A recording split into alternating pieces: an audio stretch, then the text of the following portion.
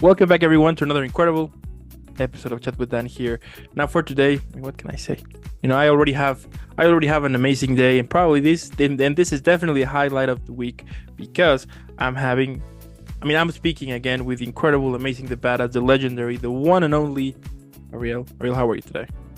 I'm so good, Dan. Again, just like you, I'm so much better now that I'm ending my day with you in it. So I'm very, very good. Thank you for asking. Absolutely. I mean, what better way to have a badass week? It's Tuesday, and to me already, this is the best one. Just say. Same here. Nothing stopping it. There you go. I love it. Now, if you're new to the channel, don't forget to leave a like, subscribe, follow, helps a lot. But also, on the description below, you're going to find all over your social media. Let's follow her. By this point, you should know why she's super badass. In case you're not, on the description, you're going to also find the first episode I had with her. So you could get the idea and be like, oh, okay, I got it now. Without further more, let's jump in. So for today, we're gonna be talking about a total different topic here. So in the first episode, we discover, how you started, what is your approach on your acting career, like all of that. But for today, I want to know your opinion on how you see the whole entertainment industry would be in the next 10 years. And with that being said, I will start the first question, which is, with the rise of streaming platforms and on-demand content, how do you foresee the future of traditional cinema over the next 10 years? Um, it's probably the main question that's on every single person that's involved in the film industry, regardless if it's an actor, director, producer, PA, everybody. I think in life in general, everything needs to come at a balance. And I think like we swung really one way, especially in the last few years because COVID hit and then streaming platforms hit. And it caused people to really obviously stay in your house. It was so accessible. It's so much easier. The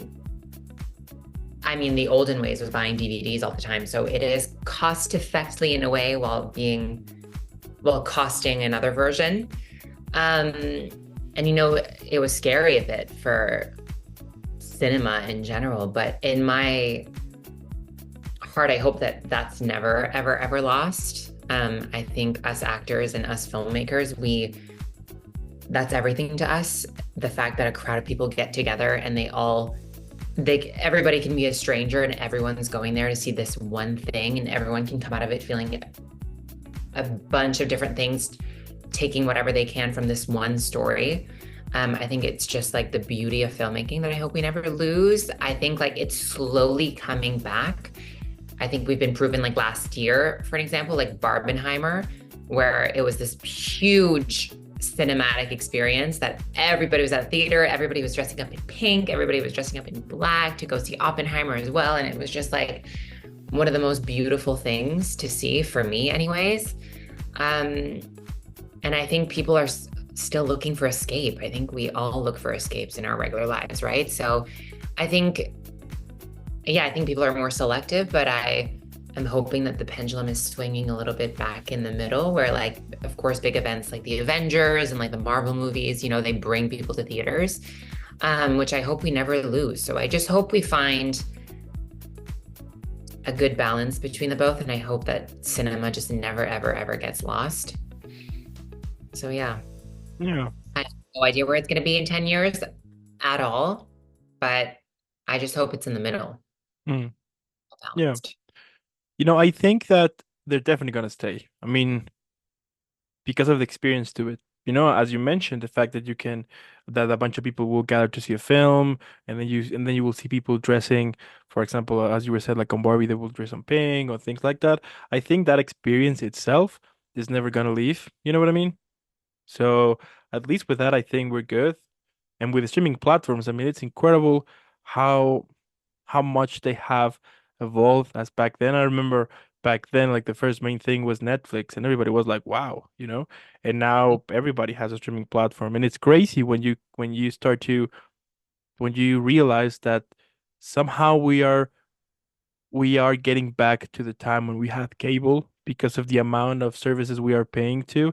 Some of us will have like two or three or two, you know what I mean? So that is like another thing here, but especially like in cinemas, I do think I mean I'm super sure that they're gonna stay forever. So Yeah, it's kind of like going to a restaurant. it's the experience of it all, the event of it all. You make it a day, you go with your girls, you go with your boyfriend, girlfriend, you go with whoever, right? Like you bring your parents to the theaters. It's like I think people still will almost forever kind of crave that. And I really, really do hope that it's just gonna like be more of a mainstream thing going back to the cinema versus always staying home.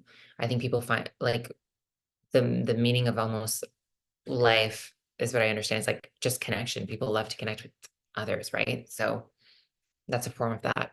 Yeah, yeah, absolutely. I mean, at the end, you want to go when the new film is released to go to the cinema and then see people, getting like excited to it, or in a specific scene, they will be reacting depending on what the moment was. Like I think those moments is when you realize that that connection you are creating in an environment with when a in a yeah in an environment when a bunch of people are gathering, something that definitely is going to stay forever. So Agreed. I will totally. never forget when I was in the theaters for Avengers Endgame and Chris Evans says Avengers Assemble, and everybody in the theater started screaming, and I started screaming, and it was just, oh my God, it was so euphoric. It was so gorgeous. It's like the fact that we can watch a film and it can make us go that crazy in a theater is like, oh, it's just, yeah, it's everything to me. So, yeah. Yeah, it's Hope- amazing.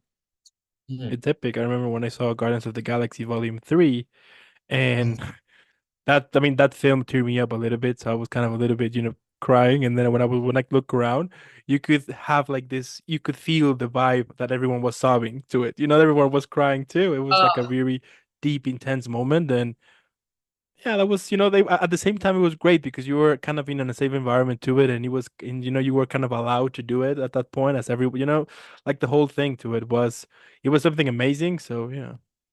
and it like shows that like everyone's so like we're so much more alike than we ever think, right? Like we're exactly like you said, like you're turning around and everybody else is crying. Like we're all affected by the story because we can all relate to it some way, somehow, even though it's Rocket Raccoon crying. You know what I mean? So, oh my God, I love that. I love that you use that example as well. Yeah. And I think that with that, as you were saying also, you can see that if you think about it, less we are more connected as we are current as we think we are. Yeah, as we think we are. Like what I'm trying to say here is that I mean, right now we are divided, the super divided as ever, right? Everybody has like their own different opinions, things. Everybody gets aggressive on depending what other person says or whatever. But on films, somehow you can, I mean, with the story you are seeing it somehow, and sometimes you can create this connection with everybody on it, and that's what at least you can realize, that we are not so divided as we might think. You know what I mean? That perhaps this is all this, I mean, that at the end we have ideas and everything, but we have the same feelings to it, and we are reacting kind of the same way to it. So you know what I mean? I literally got chilled when you said that. I completely, completely, completely agree. And I think nothing beats when you come out of a film and like you're with your girls or you're with whoever your significant other or your family, and like you're all just debriefing on how you felt and what you took from the story, and it's and so many different point of views and how people relate to it differently, and it's exactly like you said, like we're so much more connected than we even think, and we allow ourselves, especially nowadays, just because everything's so much on social media. And I think we communicate in person less and less, and we begin to believe that whatever we see is reality, which is oftentimes not reality. So, yeah. Oh, Yeah, yeah. love it. Mhm. I mean, we are starting with the first question, and we are already killing it here. Just saying. I know we're just yelling at question. This Nothing's is the it. question. This is Totally. epic. Now, for my next question, how do you think advancements in technology, like deepfake AI and virtual reality, will influence the acting profession? Oh, I mean, we all know that we just went through a big writer strike and a big acting strike. The actor strike was definitely revolved around the AI generation because I think it's starting to be extremely scary. Um, Obviously, it's all, life now is just always about money, especially this industry, right? So it's like, oh, they're saving money. Let's just copy actors' faces on fake bodies. And it's like, no one gave you permission to do that. I also think like it affects an audience member, regardless if it's an AI. Like people know when it's not real at times, right? I'm not talking about a little CGI here and there, like a green screen or whatever. Like I mean when it's human interaction, um, I think it's just different. I think there's some things obviously amazing about it, and I would hope that AI would be used to, advance education and, a million other things that it can do. But I hope that it just doesn't take away from anyone's um possibilities and anyone's opportunities to, for countless things. I think it's like beautiful because there's also this new thing called I'm blanking on the name, but they've used it for so many productions. Um, which is about, I know they used it in the back. I want to say, I'm not even going to try to Hmm. say it because I'm blanking on the name. But the new technology that they used to use as a background, I know that they used it in the back. Oh, yeah, yeah, like yeah, like I think Disney uses it a lot for their re recent TV shows and things like that. There's like a dome behind it, kind of like a dome that put you Yes. in everywhere you want, basically. Oh my God, what is it called? I won't be able to sleep at night if I don't figure out the name, but I'll research it after this. But I think like stuff like that is beautiful. I just think like it's used in the, I mean, it's such a dangerous question. It's not a dangerous question. It's such a dangerous topic, I think, because it's like everyone's afraid of the unknown, and that's the most unknown thing, but it's the most prominent thing that's coming to light. I just hope it doesn't take away from like human interactions and people's opportunities. And I just hope it's used in the good way and not the bad. And yeah, I mean, I think it's an endless possibility. I think technology is at an all-time fast rate right now. Like I think, we've seen it develop throughout the years, but it's developed beyond in the last like probably 5 years, I would say. Um, so Lord knows when it's going to be in 10 years, but yeah, I just hope we don't lose the magic of, again, human interaction. I think that's what makes filmmaking and storytelling the most human thing possible, right? Yeah. I don't know if that really answers your question, but that's kind of where my brain is at on just the whole AI topic and especially the film industry. I mean, it's crazy how. So here's the thing. I, yeah. So mhm. I do hope that we get the yeah that we get the idea that we should apply AI to work with us and not for us. If it works for us, then yes, it's gonna take jobs, it's gonna take a lot of opportunities, it's gonna definitely cause an impact in human society because somehow we are depending 100% on an AI. So I think that's wrong. But if you use it to work with you on I don't know, perhaps on creating something on the idea you have it, but you will use the technology that is available to you to develop that creation, then yeah, that's cool. You are using it like the proper way.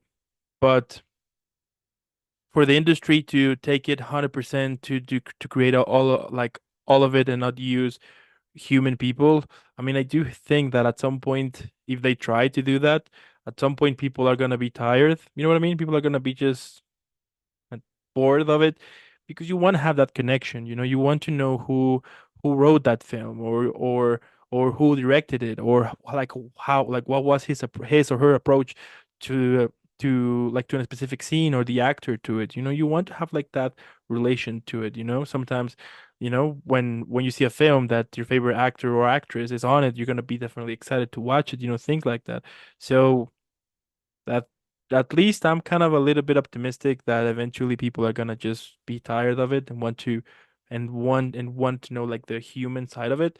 And yeah, but yet again, I mean, it's scary how I mean right now they're using it mostly for memes and everything like that, but it's kind of scary how sometimes they will use it to portray on a specific person to deliver a message, or like or to say something to it, or the fact that that they're gonna basically copy your face and your whole your whole likeness to it, and then they're gonna use it for forever, even though you're dead, and you're still gonna be appearing in films over and over. I mean, that's scary.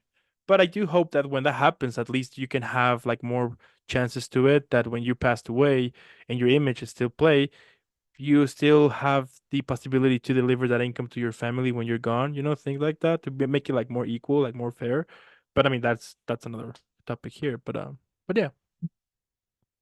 I think the sentence that you said described it perfectly. I think it's like working for us, like working with us and not for us is what I meant. Um, yeah, you would just never, we're ever evolving, we're ever changing. And I think like you said, that's the scariest thing. Like the fact that someone would be deceased and you would reprogram them and just be like, oh, there's a film starring James Dean that's coming out in 2026. And it's like, how would we know what he would be like now? You know what I mean? Like we're ever evolving, we're ever changing. I just think it's like stuff like that is like a huge no-no. Like let it be where it's at and like let the human brains develop these projects. And it's all about humanity and connecting each other, even though we're in fantasy or whatever we're talking about. But yeah, it can be super useful in other ways. Absolutely. It can help generate ideas and it can help, I mean, so many other things. Again, the possibilities are kind of endless with what's going on with AI, but there's also the scariest stuff where like you wouldn't want it to, like, oh, Nicole Kidman, and Nicole Kidman's like, I never gave the right to, like, I'm not in that movie and I never gave the right to have my face in there. You know what I mean? So yeah. Yeah, I think Scarlett Johansson had a problem with AI, right? A couple of months ago, he sued, I don't remember which company, because they use her for advertisement, something like that. I mean, I think that is like that is like the scariest part, that they're gonna use you for something that without even your permission to it. Yeah. That is, that's crazy. Or perhaps they're gonna use it to deliver a message on something that the real you doesn't support at all. You know what I mean? So yeah. 100%. And it's like, even as actors, we make choices based on the scenarios, right? So it's like, what if it's a performance that you wouldn't even made it like that wouldn't be your choices. That's not how you would even react to it. Like that's just, yeah. Yeah, I completely agree. I think we could go on and on, but possibilities of what AI could do, but I just hope that people use it with them and not for them. Yeah. So yeah, Have you seen this AI influencers on Instagram? no. It has happened to me a few times now, that whenever I'm looking for new people to interview while I'm in the wormhole of Instagram, I will appear. I mean, it shows more that definitely said that it's an influencer, but it's an AI. It's Like, crazy. see what I mean? Like that's scary to me. It's there's something fascinating but so scary about it. I think like the fact that people can develop, like obviously people have come up with AI, right? Like that is fascinating to me that technology can even get to that point. I'm sure flying cars will eventually come about. Like that's just, but it's these concepts of like creating robots, right? That's Mhm. almost just like, oh my God, no, I can't. That's scary as hell. Yeah, yeah. I mean, it's funny because it's interesting because you know that it's an AI, but you will see people putting comments as they were putting comments for a real person. So when that happens, I'm like what, like what the hell? Like what is wrong here? Like why would you be putting comments on something that you know is not real? You know what I mean? Yeah, Yeah, it's just crazy to it. And also I was yeah, it's just crazy. Yeah. I And agree. that's scary too. I mean, that's scary for sure because yeah, I mean, what is gonna, like what's the next step to it? But 100%. you know. It's only more convincing and more convincing. So, oh my God, no, no, no, no, no. Yeah. But yeah, opinion on the whole AI matter. I hope it just doesn't, get overshadowed and overused and take from people's opportunities. Yeah, I do. Yeah, as I was saying before, hopefully that doesn't happen. That we will get it to a point in which we'll be like, okay, stop. But Mhm. um, but at the same time, I mean, we'll see. Oh, We'll see. yeah, literally, these questions are like, almost hyperboles. They're just like they're very much in the air. They're very unpredictable. Because we're humans and we tend to do stupid stuff. We tend to, make mistakes. So, Yeah. what if at some point that thing gets so evolved that at some point it's even superior than that a regular person, which I mean, I'm sure that at some point that's going to happen, but that is what I was saying before, that that at some point we will require the human touch to it, the human, like that essence that makes us humans. I mean, no way I is going to be able to replicate that ever. So I think that when that point reaches, perhaps then that perhaps when that happens, we start to be like, you know what? No, we want the Yeah, human side. let's pull it back again. Yeah, again, the pendulum, right? Like I think it's always Hmm. swinging back and then eventually comes back in the middle. So Yeah, if it ever swings that side, hopefully it swings real back real quick. So yeah. totally, totally. Yeah. Right. Now moving on here. With many actors transitioning to roles behind the camera as directors or producers, do you see this trend intensifying in the future? Yes, totally. I mean, I hope. I think it's like some of the most beautiful things. I think like, it's like women directors. No one wanted it was known to be just a male thing for the longest time. And like obviously some of the most amazing film directors were like the only ones known to really make something. But when you want to tell a story that's so close to you and you having the opportunity to be fully in charge of that, the way it's seen, the way it's created, the way it's told, I think it's so beautiful and so important. And I know I've had stories where I'm like, I wouldn't trust anybody else with this. Like, I just want to make my version and tell even if like, even if you go through something very similar with your friends or whoever, um, you have different point of views, right? So I think people taking this stance and um I know a movie that I can't wait to see because I love her so much. I love Zoe Kravitz and I know that she just did her directorial debut with Blink Twice and I cannot wait to go watch it. But I just think it's so beautiful, especially a lot more women behind the scenes and a lot more women telling the stories is something that I adore seeing. And yeah, that's something that in my future, I'd love to have the opportunity to eventually direct something. And I love that, again, it's just fully seeing other people's point of views that I think is so beautiful. So yeah, I see it being even more of a prominent thing later on. Mm. Have you ever thought about it, to at some point become a director and a writer, producer, like the whole thing here? Yes, very much so. I definitely see myself, I've always seen myself in front of the camera. But I would love to eventually be able to produce a lot of things. I look up to a lot of people, but someone I look up to a lot is Reese Witherspoon and Margot Robbie.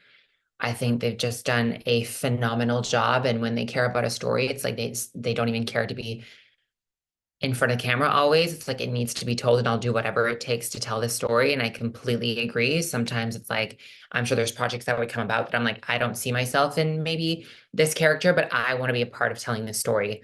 I know Selena Gomez is someone that I've recently been just like reading upon what she's produced, and she's produced things like 13 Reasons Why, which, had a big impact on the world when it came out. And I just think it's stuff so beautiful. And eventually I'd love to take um, take my spin on maybe potentially directing. When I was growing up, I had to fill all roles because no one was really into what I was into. And I was kind of the only kid doing it. So I was starring in it, I was directing it, I was putting it together, I was editing it, which is something I really enjoy doing. I love putting all the things together. I think like especially when you're just an actor on a project, you can only see parts of it, regardless if you read the script or whatever. But seeing it all together at the end of the day, it's like, oh my God, this is why this was like this and why we did this. And like, you know what I mean? It just makes so much sense. But being a part of it from day one, um, must be so special. So I'd love to take my turn on all of those roles at one point for sure. I like it. Who knows? Who knows? Who Right? knows? I'd like to do it all. Yeah. Maybe at some point we will see a film written, produced, directed, starred by you. You know what I mean? You never know. You I never mean, know. and the sky is the limit. I mean, you can now create a film basically everywhere, you know? Yeah, which is what's so beautiful. I think pe so many people are taking more of their chances on it. Um, which I love seeing. Yeah, because Yeah. everyone has to do. Yeah. Did you watch by any chance the film called The Whale? Oh my God, with Brendan Fraser? No, I have not, but it's been on my I watch haven't. list for so long with Sadie Sink as well. Yeah, I did you watch it? Did you love it? I loved it. It's heavy for sure. So Mhm. buckle up for some deep emotions going on. I mean, it's amazing. But my point with that, with a film, it was that basically the whole film is based in a in an apartment, basically. Mm, Like the whole film is is yeah on that place. So that was yeah. what I was saying, that it's amazing now that you can create films. I mean, you don't have to go to these crazy expensive places anymore. You can create it in an apartment. You're good to go and make it happen. Like I've always had this belief where like you can make a very rich looking movie with a very small budget. Like I yeah, it's all about in the directing. Like I don't know if you've ever seen the film Malcolm and Marie. It's with Zendaya and No, I haven't. No, no, no. John David Washington. Um, No. but they filmed it during COVID. It's in this house. It's all black and white. It's on Netflix. And it's just about following this couple during this one night. And it was like I just loved the way it looked, the fact that it was all black and white, the cinematography of it, the realism of the arguments and their point of views. And but again, like it was filmed during COVID. It was shot in this one house with like a very, very small crew. And yeah, I don't think you need the big, big, big budgets at all to make a meaningful or beautiful looking movie or show, you know? Yeah. Well, I tell you what. Once I'm in Canada, I'll be letting you know, and I have some ideas to create a film. Perhaps we can, having the first steps to create a low budget film for sure, but Uh, with a good story to it. yeah. Might have to start a GoFundMe, but we'll have a great story. 100%. Totally, totally. Sounds like a plan. I love it. And as the world becomes more environmentally conscious, how might the industry adapt in terms of film production practices and on-set sustainability? Yeah, I mean, I think um it never really occurred to me, occurred is I don't think is a word. It never occurred to me how much the film industry was maybe not the most environmentally friendly because, time is money on a film set. So it's like, let's go, go, go. The crafty tables, it's plastic water bottles, it's plastic bags, it's anything that makes it the most convenient versus the most, again, environmentally friendly. But I think small habits create the biggest changes. And small habits, the only thing I could say was, you know what I mean? I think going from 0 to 100 is not exactly always realistic. Um, so it's starting by like, bringing reusable water bottles, um, reusable bags versus plastic bags, making sure that everyone's contributing, like setting the example from the get-go. If the whole production's been gone and then the third of the way through, you're like, oh my God, we're not being that great and no one's really following through. I think it would be like before production sets and having a talk with the crew, and everyone pulling their own weight, right? Like let's say I want to bring my own food to set, but it's like make sure that it's like a glass Tupperware maybe in your reusable bag where there's not, trash everywhere. And like if you're filming in the woods, it's not just left over there and like, you know what I mean? Or plastic in the waters.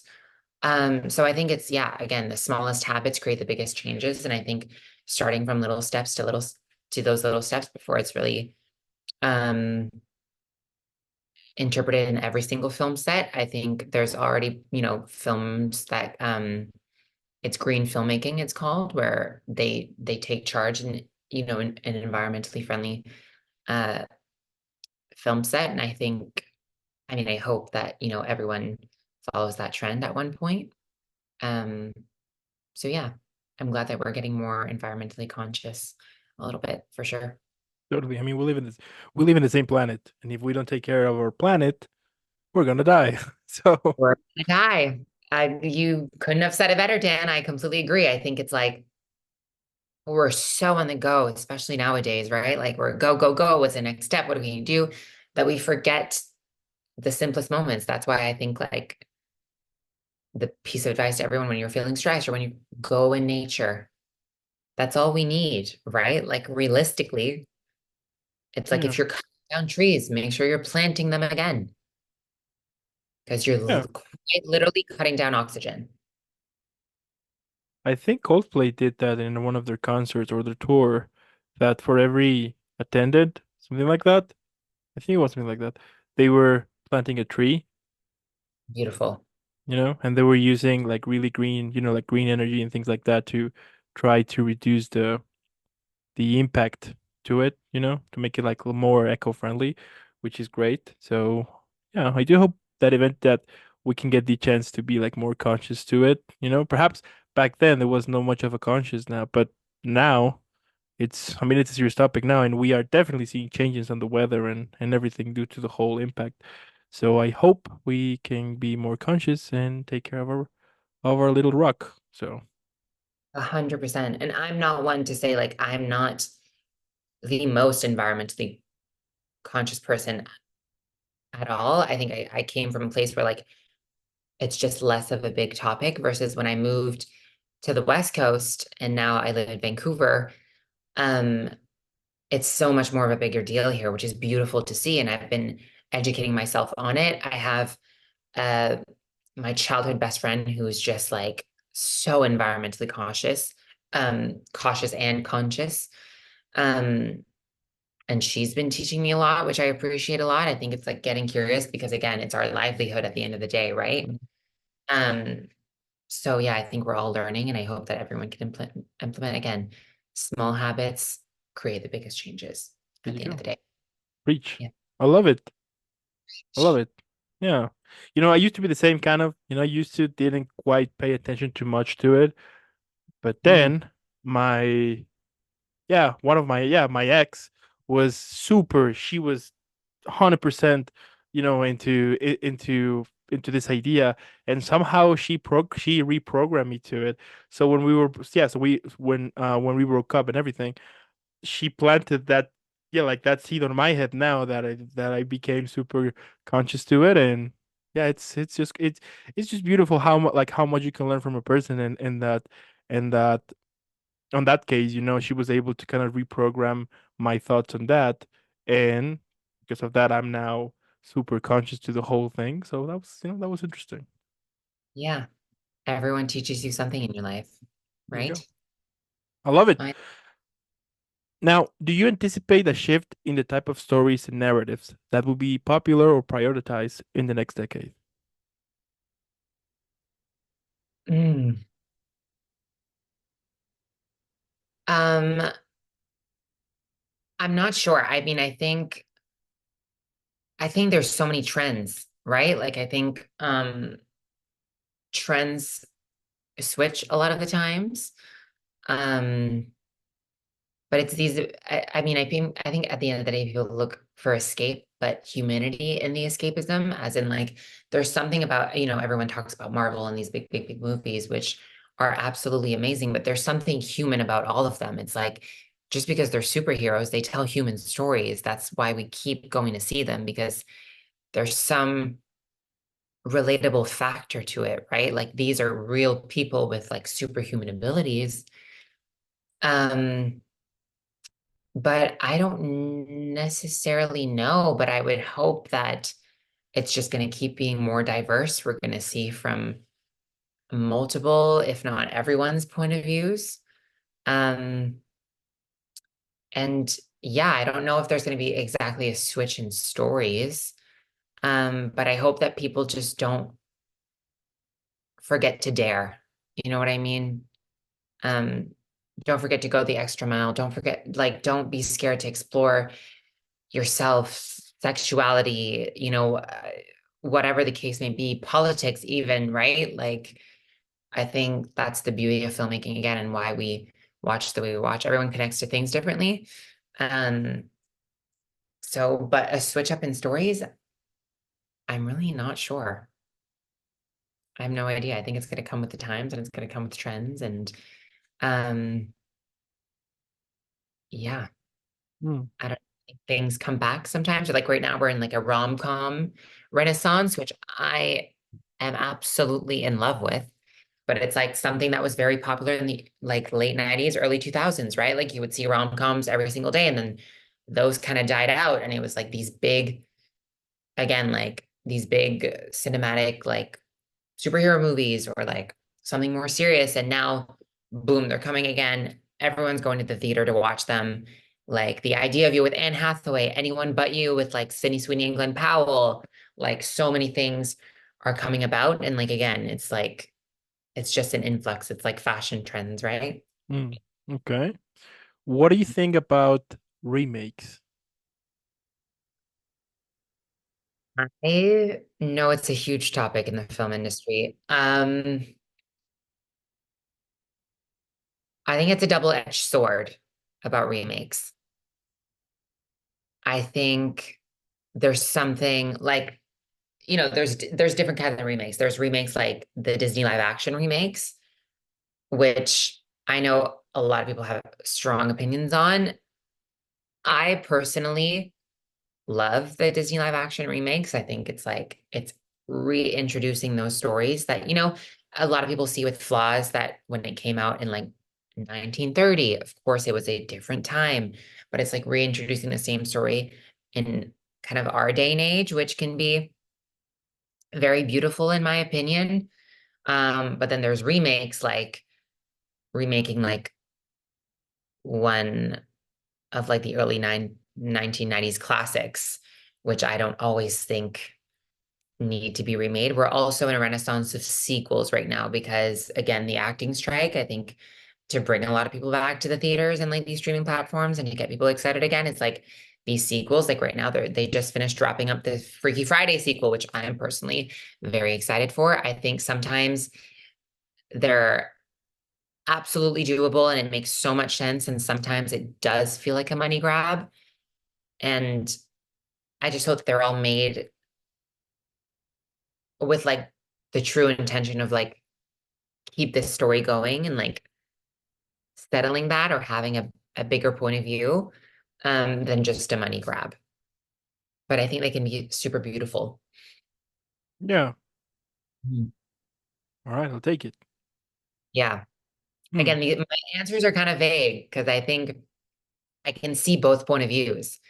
Some people don't want anything to be ruined. Like me personally, I don't want to see a Twilight remake. I grew up with Twilight. I'm still in love with Twilight forever to this day. But to me, it doesn't include a remake. Now, use something like the show Pretty Little Liars, which I grew up on and I still adore. But then they made like a spin-off show where the name is used, but like there's so much more of a horror aspect. And it's like a completely different take on that is exciting. But I think also people are craving new original content. And people get very tired of just like, you know, reworking something that already worked in the past. Where it kind of feels it doesn't feel cheap. That's not the right word, but it again just feels like a money grab versus again, I think people are really craving originality Mm-hmm. at times. Yeah. Yeah. Yeah, I think, I mean, if you're going to recreate a story, but with intentions of making it better or to tell, yeah, to making it better and present it in a better way, sure. I mean, at least to me, I'm like, okay. But when you're making a remake in which under the lines you are you are basically yeah, you are having an agenda to it. You know what I mean? Like you're actually putting things like that on a remake. then I'm like, yeah, no. You know what I mean? That if you're gonna tell a story and you are, yeah, if you're gonna tell a story that that doesn't that doesn't make any sense with the original one, I mean, it's super simple. Then create a different story and leave the original thing. You know what I mean? But if you're going to recreate something that it was already done and it was great, and you're going to put it again, but changing a lot of things and to make it to make yeah, if you're gonna change like a lot of things and behind to it, you are just forcing an agenda to it. And I'm like, yeah, I mean, you know what I mean? Why? You know? Yeah. And you have to understand that too. Like people are going to complain about absolutely everything. It's like they made the live action remake of The Lion King, and some people are like, "Oh my God, they didn't change a thing from the original," and then other people are like, "Thank God they didn't change a thing." Versus like some others, whatever, they're like, "Oh my God, they changed too much," versus like they didn't stick to you know what I mean? So it's like it's again a double-edged sword. Yeah. But I for me, like I'm using like the Disney live actions come to mind because I think it's beautiful that like I have a niece now and she can grow up with her own version of The Little Mermaid, where that it just came out last year again. And then she's gonna grow up with that version, which I think is so beautiful. And I'm like, it was like an expansion on the original movie. And both exist. Both exist. So yeah, I think it's Yeah. just some takes where I think it's like it can be really beautiful. And again, like there's some like sequels of like, rom-coms that were made in the 90s that don't really need to be touched again necessarily. I mean, yeah, totally. I mean, there are things you shouldn't touch.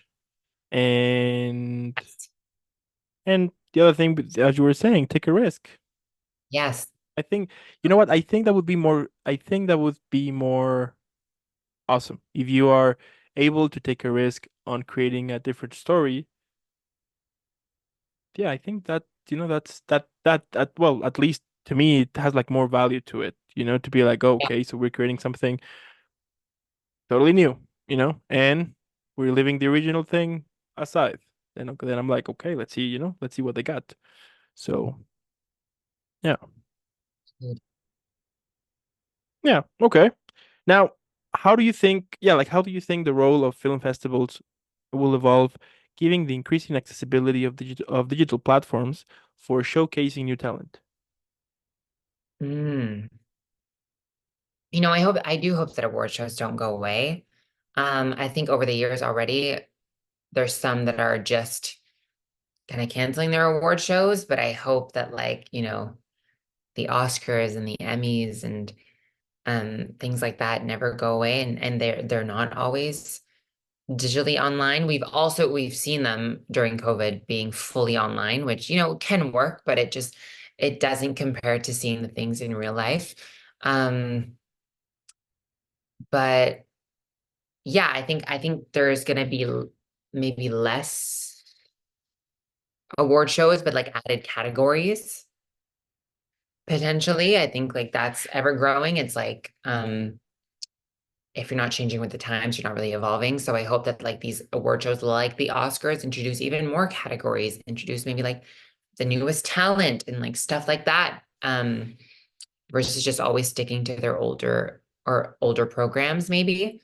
Um, but I hope that they're just as big. I want to see those as a celebration of filmmakers and actors and just like again, people being able to say what they need. I'll never forget the Lupita Nyong'o speech. Like it's just one of the most beautiful speeches in the world. Oh, I could tear up thinking about it. But I just hope those moments are not taken away in the future.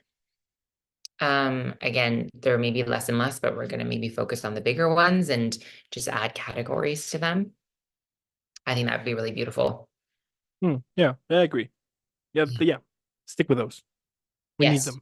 It's fun to watch, and to yeah, it's just fun to watch and to be able to be there. I mean, that would be. I mean, I bet that would be epic. Yeah, again, I just got goosebumps.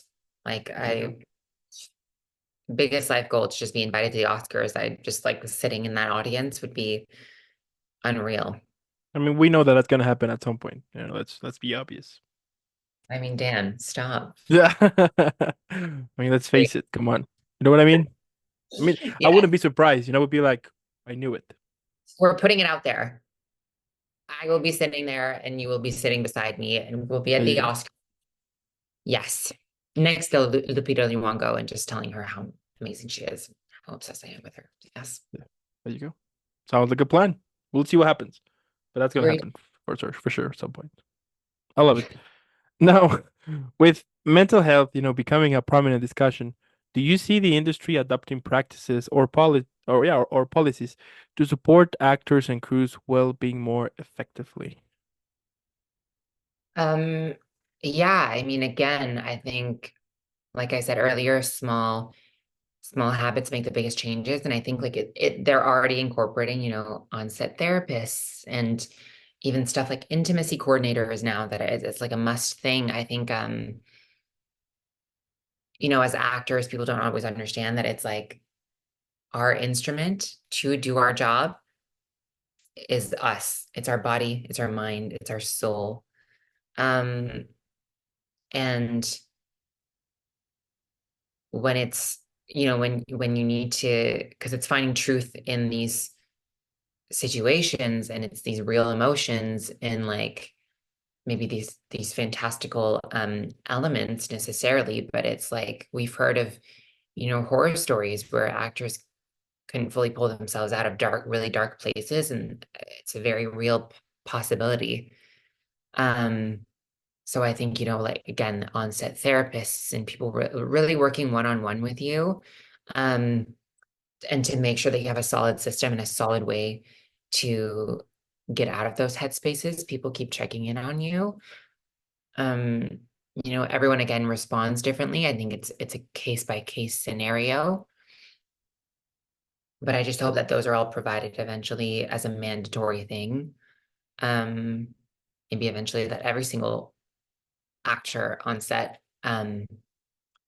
gets a therapist provided to them, right? And someone they trust and they care for and really knows them by heart, and again can make sure that they always um have a grasp on who they really are versus like, differentiating yourself from the characters, those scenarios versus your real life scenarios. Um, is kind of where I'm at. Yeah, I just really want, I mean, in life in general, I just really want everyone to take care of themselves and be safe. And um, yeah, I think mental health is such a big topic now, which is so beautiful. I think there's something beautiful about every single generation. And I think ours is like being so aware of mental health versus just like when I was a kid and when like even just when my parents were growing up, someone had a therapist. It was like, oh my God, are they crazy? Hmm. Hmm. Now it's like we all look at you if you don't have a therapist. You're like, what do you mean you don't talk to somebody about your problems? Like, girl, what are you planning on doing? You know what I mean? Like I think it's like it's like an organism. It's like the solar system. It's like filmmaking. It's a team thing. Everyone needs help. You can't do every single thing by yourself. And just, I hope that even if you don't, let's say, have an on-set therapist or in regular life don't have a therapist, I hope that you're just not afraid to ask for help. Because I promise you, someone's been through it. Someone will lend a helping hand. And I just think it's so crucial and important. Um, yeah, mental health means a lot to me. So that's just my take. I just hope that, everyone gets the help that they deserve and the resources at least to be there. Mhm. That's what I think on that. Yeah, that is amazing. Breach. I love it. Yeah. Yeah, okay. Yeah, I'm speechless. There Oh, stop. you Yeah, go. no. Yeah, I think mental health, yeah, it affects me a lot. I think I've been through my own set of challenges, but I've seen my people, my friends go through their own set of challenges. I see, my parents and they're even in their early 50s where they're learning from us um old ways and how to, I've always said to everybody that I've met, because that's what I felt like I've experienced. It's 3 million times as hard to unlearn something versus to learn something.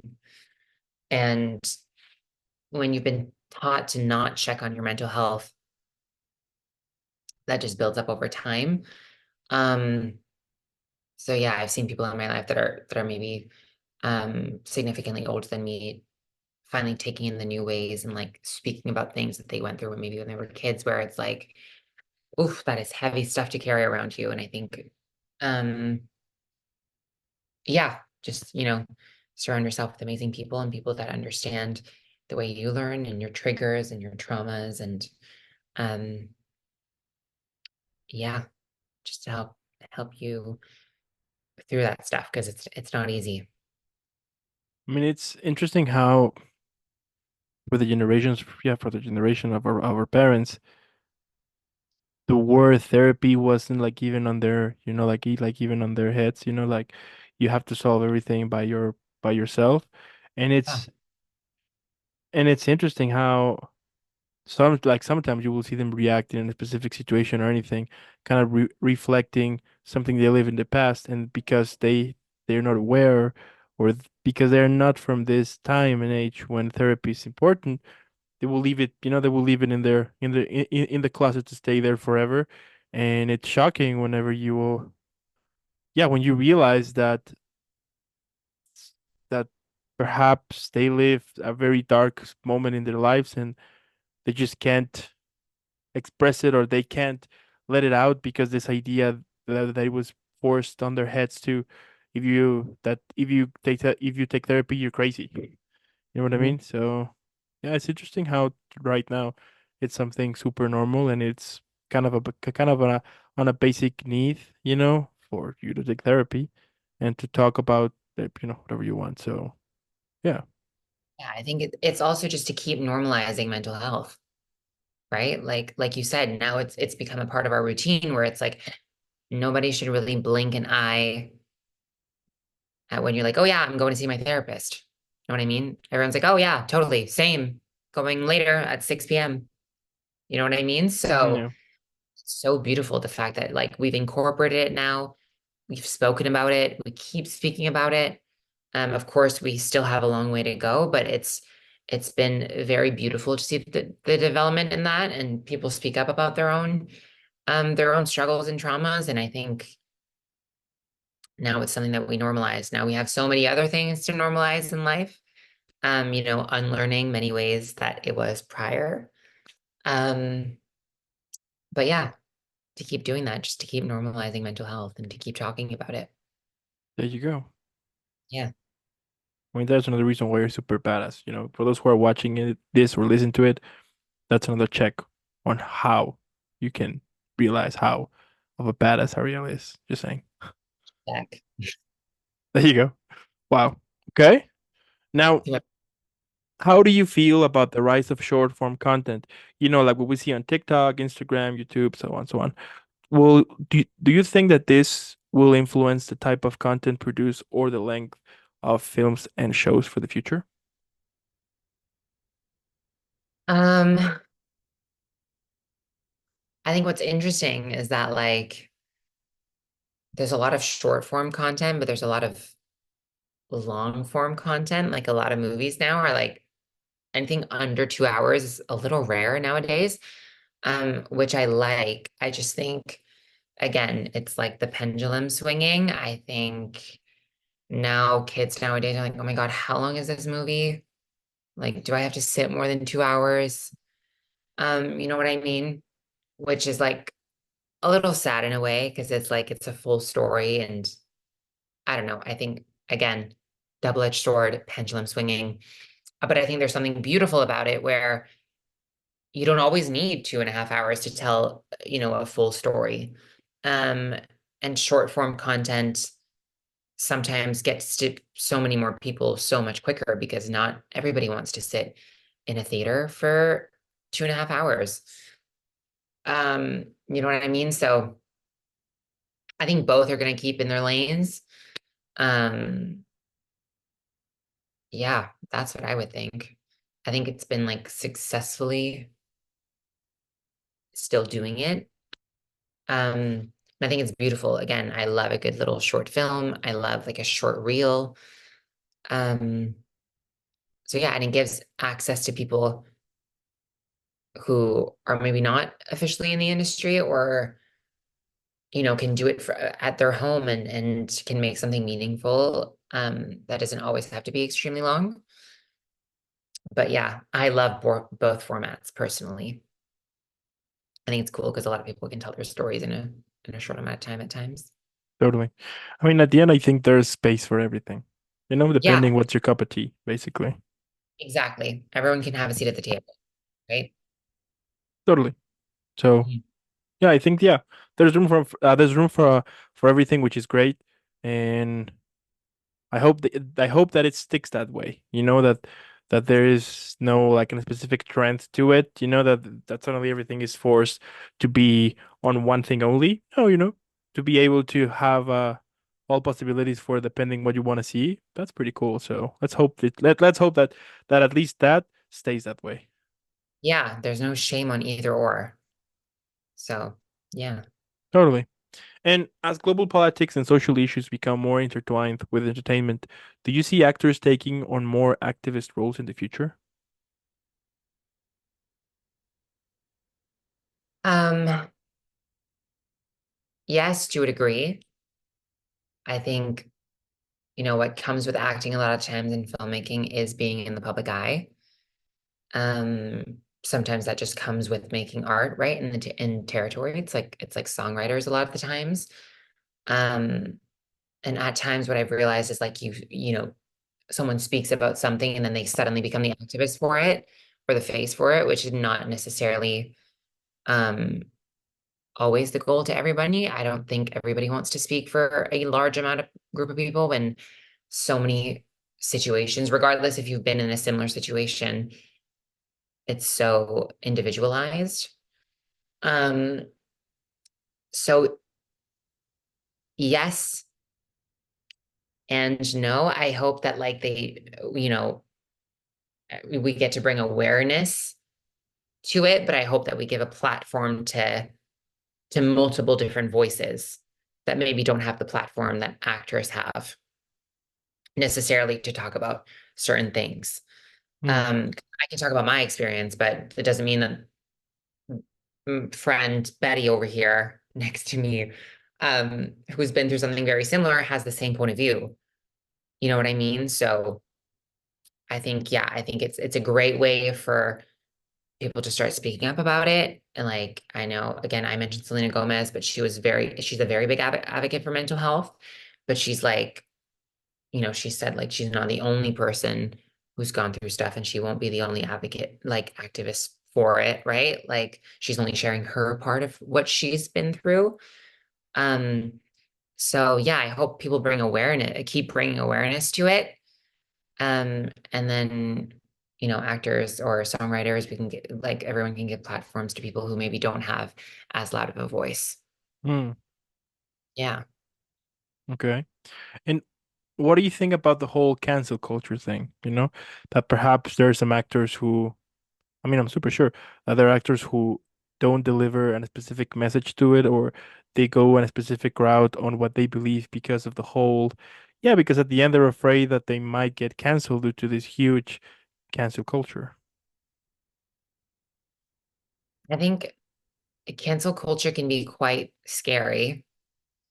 Um, Again, it's like a double-edged sword. I think we've gone so much to the extreme with cancel culture.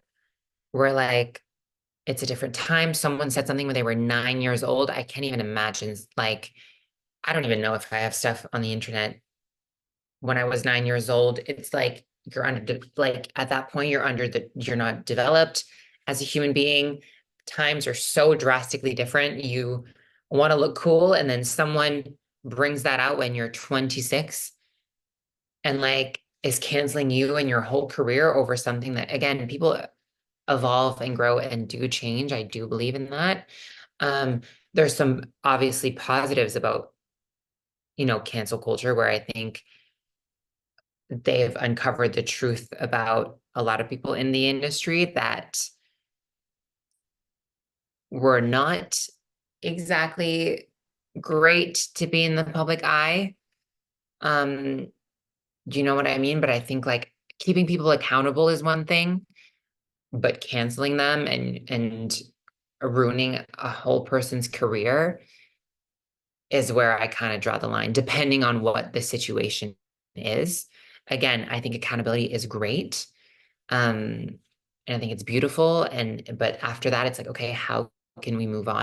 And again, situationally based, depending on what like the scenario is and the situation, obviously, and the severity of it.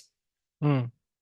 So yeah, I know it's a big topic. I know it's a big double-edged sword. I'm not exactly always in favor of cancel culture, to be honest. I'm in favor of um accountability culture. You know what I mean? Or Mhm. awareness culture, making people aware that that was not exactly right. We're going to keep doing this. Okay, amazing. Versus someone actually causing harm to someone. You know what I mean? Um, I think that's where lines can be drawn.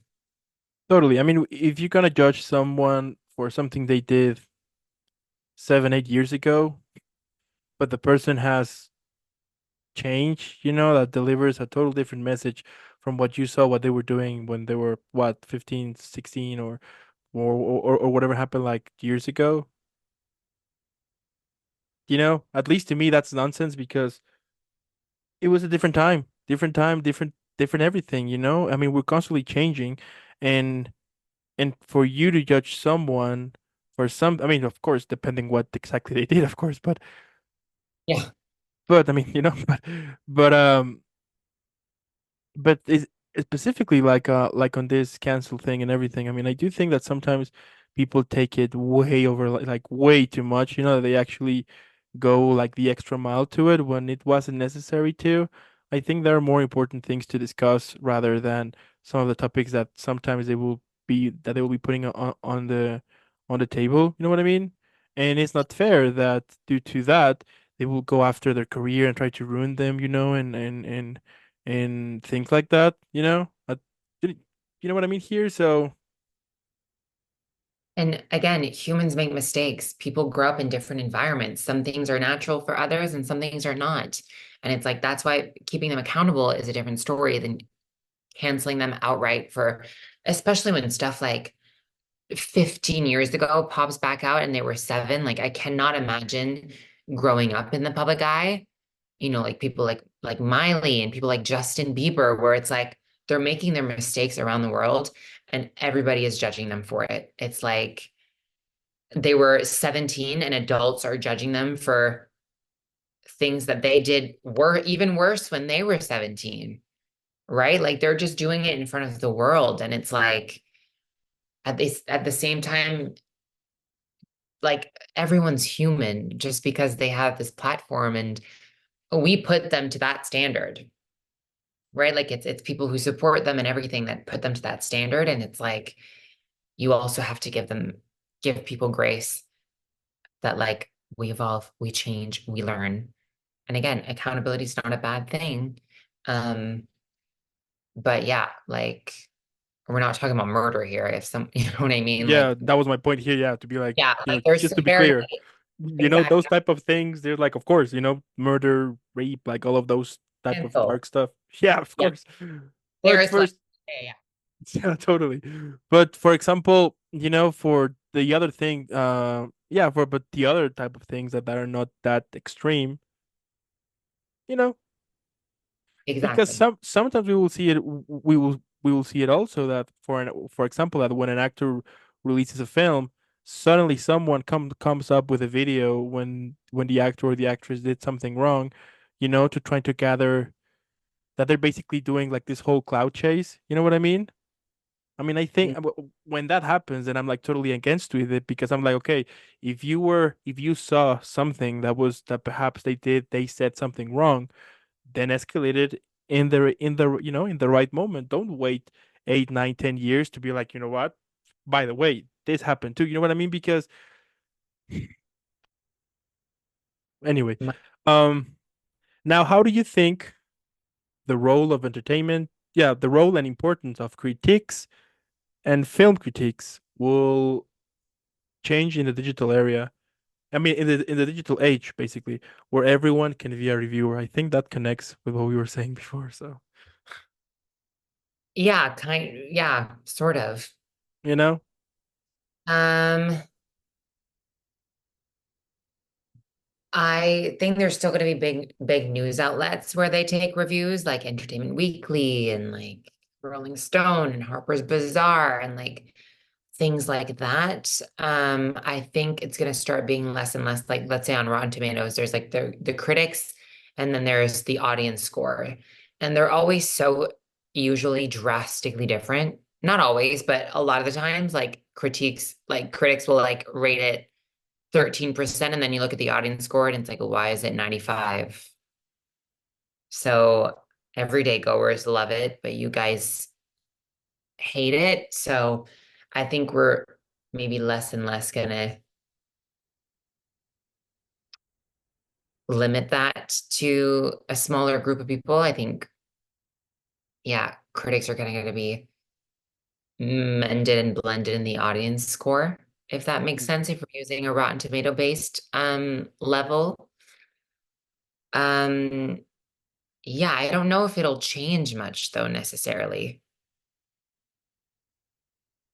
But yeah, I think it's at an interesting time point right now. I think a lot of people take what people say on social media.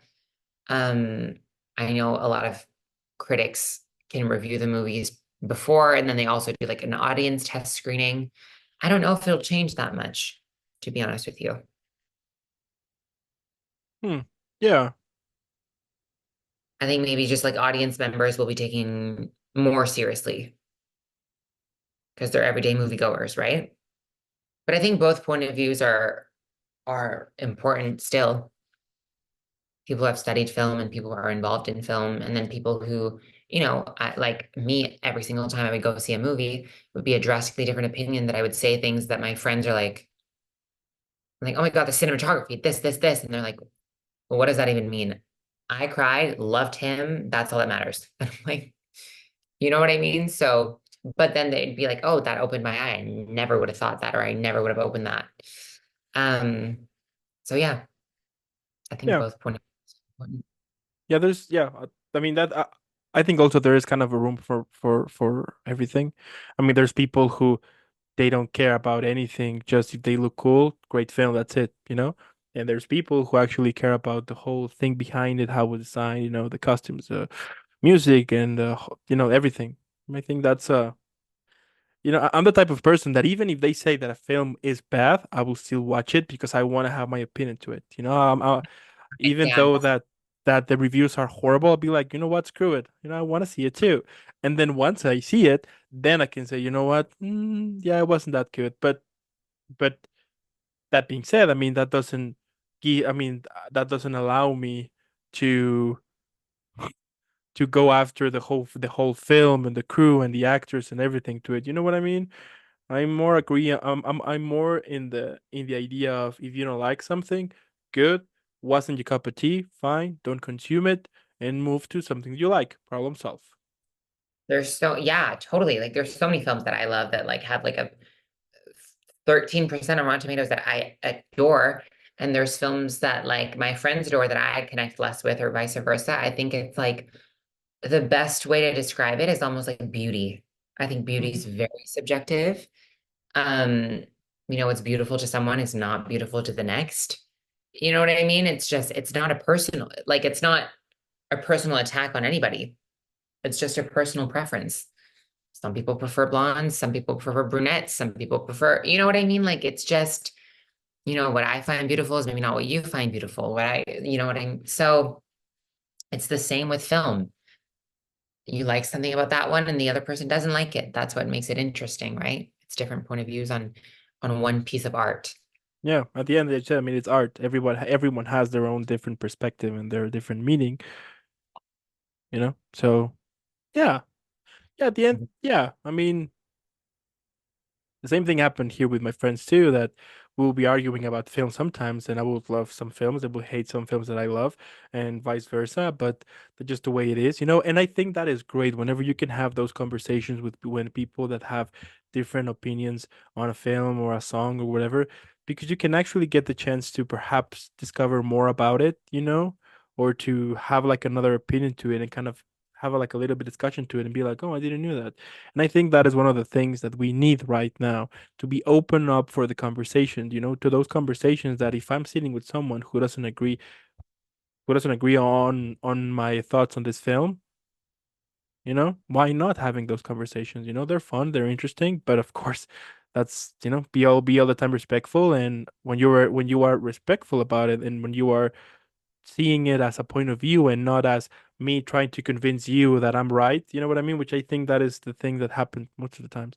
Um, Mhm. it's bad, but yeah, you know, Completely agree. I love it. Just killing it, crushing it. Yes, super badass, just saying. Yes. And you know, let's finish strong. My last question, and I think you see it is coming. What do you think that could be the best title for this episode? Mm. Funny enough, I think there could be so many titles for this episode. Um, I think there's honestly so many that come to mind. Like one of them would be the smallest habits create the biggest changes, Okay, but one of them would also be more humanity, comma, more love. more humanity, come on, more love. Mhm. Okay, what are the thing you got? Oh my God. I mean, like, what do I not have? I feel like yeah, this whole conversation was kind of like one title would be like put yourself in people's shoes, right? Like